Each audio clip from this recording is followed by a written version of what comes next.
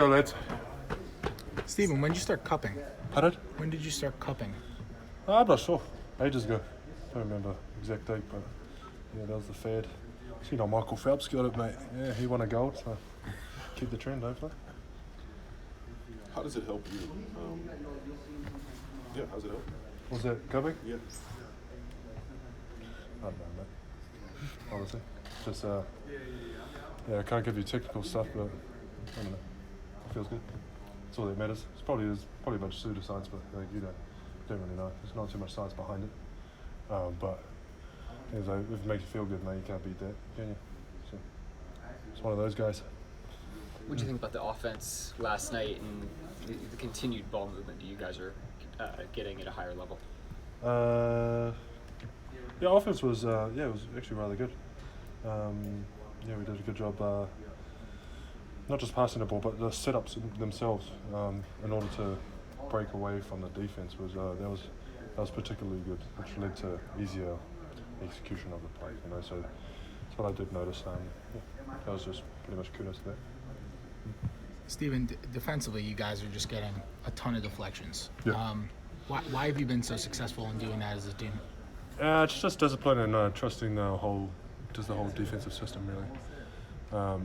It's that and trusting your backside, which is, and we're just forcing them to spots where we want them to go, and then it's just that discipline of sticking high hands and how quick you're able to react, yada yada yada. And that's what it came down to, really. It's just a constant reps from there. Everything building up to the games. We've just been drilling that for so long.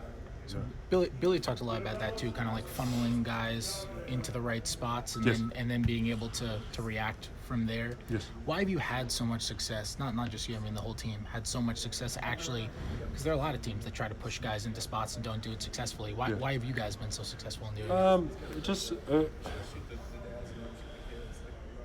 Other teams. I'm not sure about other teams. But what I guess we do good is the guards, they really get into the ball and force them down that way. Another good thing is that our bigs are up a lot. I know a lot of teams, they play the bigs back, and that just allows for downhill drives, and then that's a lot tougher. But if the bigs are up and crowding his vision, the guard's vision, that's when you get these lob passes and just tough passes that you're able to get deflections on. I think that's where I guess we find success in that, is that our bigs are high and pressuring the ball like that. So I think that might be the difference, maybe. Could be wrong though. Yeah, I don't know. You guys can switch it up. Yeah. Steve, what have you thought about the way you guys get into get the second shot on offense when the first shot that you're looking for isn't there in a set? How have you felt that you guys have cycled back and worked for that second shot in the offense so far? Hold on, mate.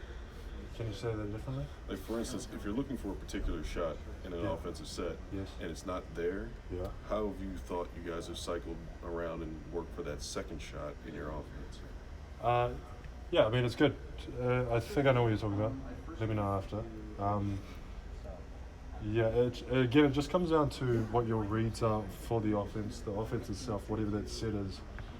You have option 1, option 2. We run over all those in terms of what's open.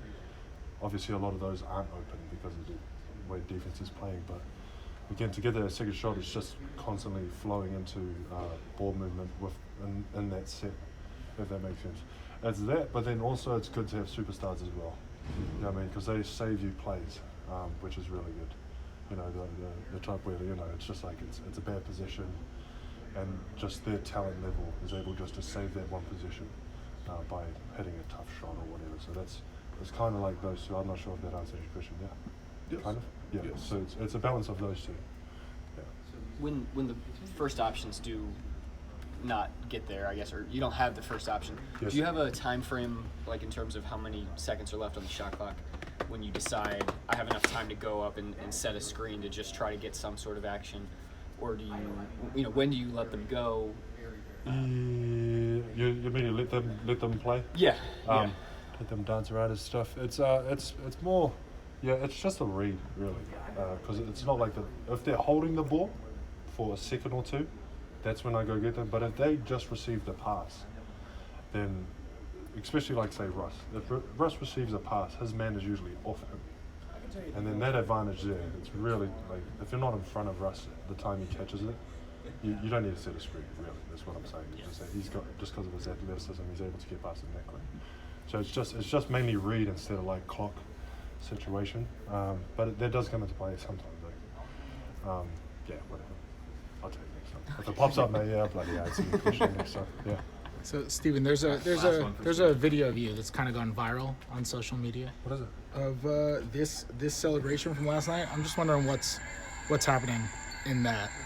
I was just excited for my boy, mate.